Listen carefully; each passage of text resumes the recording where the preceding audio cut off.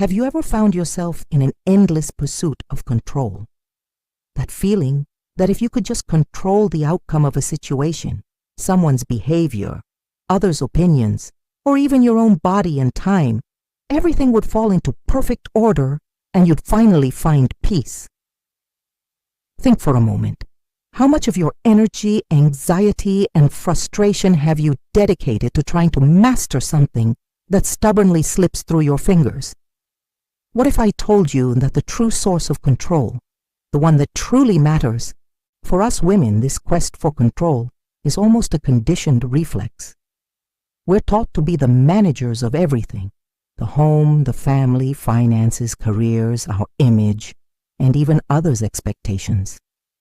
We live in a world that often makes us feel that if something goes wrong, it's our fault for not having controlled enough. This pressure leads to silent exhaustion, constant anxiety, and a feeling of powerlessness when life, as it always does, presents its unpredictable and uncontrollable side. We try to grasp the wind, to mold sand with our hands, and the result is always the same: frustration and weariness. The truth is, this external search for control is a mirage, an illusion that traps us in a cycle of suffering. No matter how hard we try, we can't control others' opinions, the choices of those we love, the final outcome of a project, market fluctuations, or life's random events. What if you discovered that the energy you spend in this losing battle could be redirected to a place where it would truly bring you power, peace, and serenity? What if the control you so desperately crave wasn't over the world around you, but over yourself, your mind, and your reactions? The ancient wisdom of Stoicism, developed by philosophers like Epictetus and Marcus Aurelius, is the key to unlocking this mystery. They bequeathed to us one of the most liberating concepts in philosophy, the dichotomy of control. It's the idea that, in life, there are only two categories of things: those entirely and absolutely within our control, and those that are not. And our peace and happiness depend on recognizing this distinction and acting accordingly.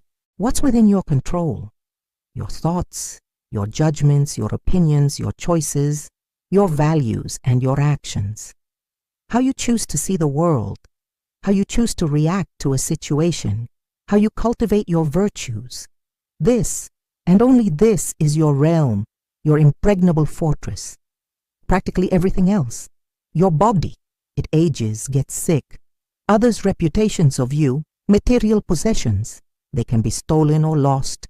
The actions and reactions of other people, the weather, the past, the uncertain future, and external events in general. Life in its complexity is mostly uncontrollable.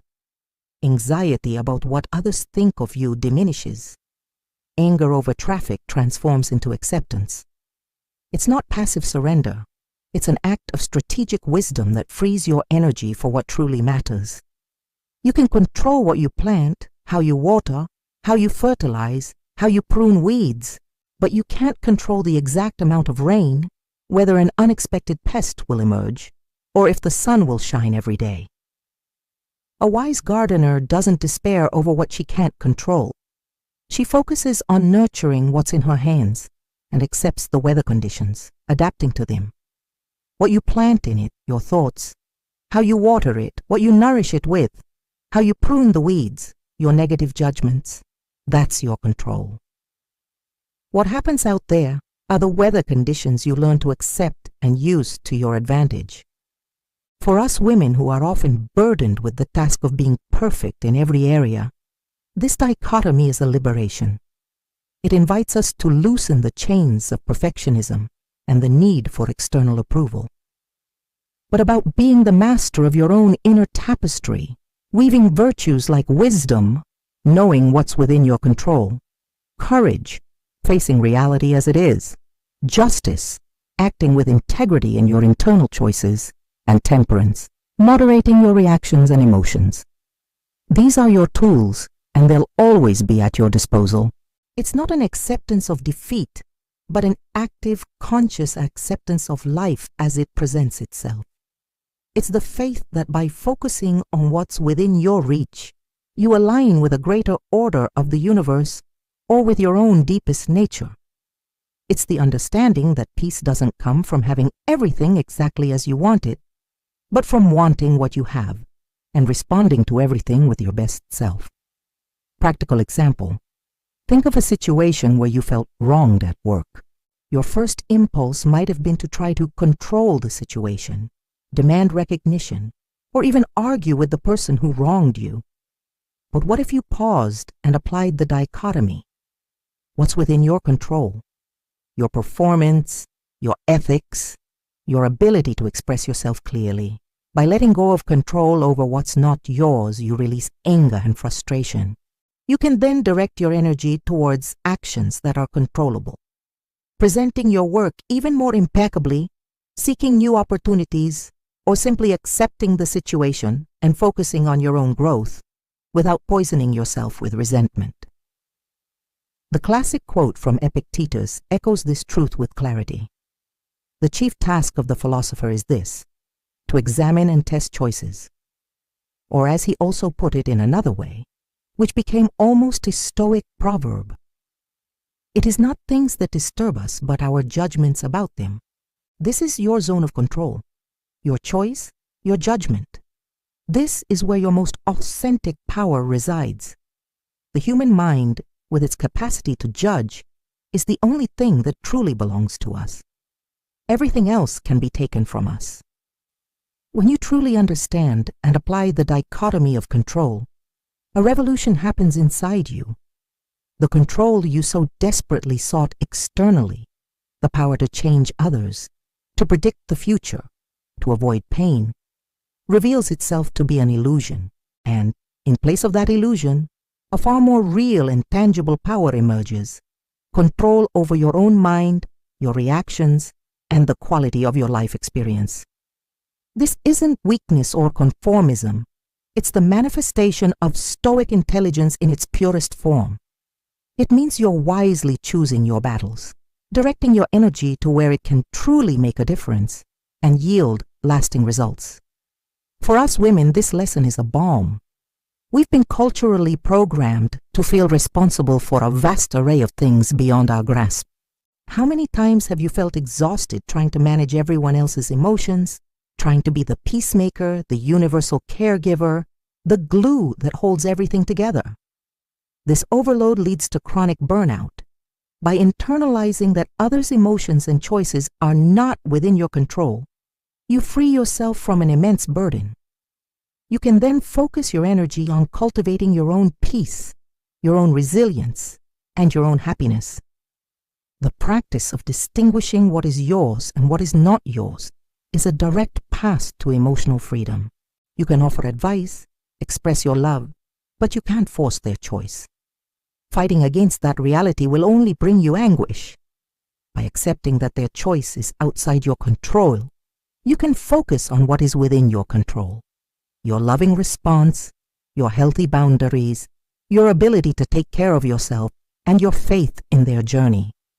This is the essence of Stoic acceptance, a courageous and liberating acknowledgement of reality as it is. It's surrendering to the flow of life, to its inherent unpredictability, which paradoxically gives you more control. It's like a river. It doesn't fight the rocks it encounters. It flows around them, finding its own course. It doesn't try to change the mountain's bed. It adapts to it. Stoicism teaches you to flow, to bypass obstacles with wisdom, to use your energy not for resistance, but for adaptation and progress. Spirituality here manifests as trust in the inherent order of the universe. It's the belief that not everything needs to be micromanaged by you. There's a greater flow, a wisdom operating beyond your individual comprehension. By releasing the reins of external control, you align with that wisdom, allowing life to unfold with more grace and less friction. This mindset also frees us from the anxiety of needing to have all the answers, of predicting every step. It invites us to live in the present, Act with virtue. For the woman who has felt overwhelmed, exhausted from trying to be everything to everyone, it's the key to unlocking a source of energy and peace you didn't even know existed. Energy that was previously drained by useless worries and lost battles. This freedom allows you to direct your strength, your attention, and your love toward what truly matters. Your own virtue, your peace of mind, the cultivation of authentic relationships based on mutual freedom, and the construction of a life that reflects your deepest non-negotiable values. Think of the metaphor of a compass. It can't control the terrain, the weather, or the challenges of the path. Your mind, when trained by Stoic wisdom to focus on what's within your control, becomes your inner compass. It doesn't eliminate storms, but it guides you through them with clarity and purpose, ensuring you never lose yourself, no matter how chaotic the external environment may seem. Your direction, your peace, your power, all of this resides at the tip of your inner compass. A revolution that begins with a simple, liberating question. Is this up to me? Let go of the anger that corrodes. Let go of the excessive worry that paralyzes. You don't become passive. You become strategically powerful, focusing your strength where it can truly bear fruit and transform your existence. You become the master of your own internal destiny, navigating with serenity, regardless of external waves. If this message resonated with you, if it brought you relief, clarity, or a new perspective on your daily struggles, then I invite you to take the next step on this journey of self-discovery and empowerment. Like this video, because your like is a sign that you're choosing peace and wisdom. Share it with that woman you know who lives exhausted trying to control the uncontrollable.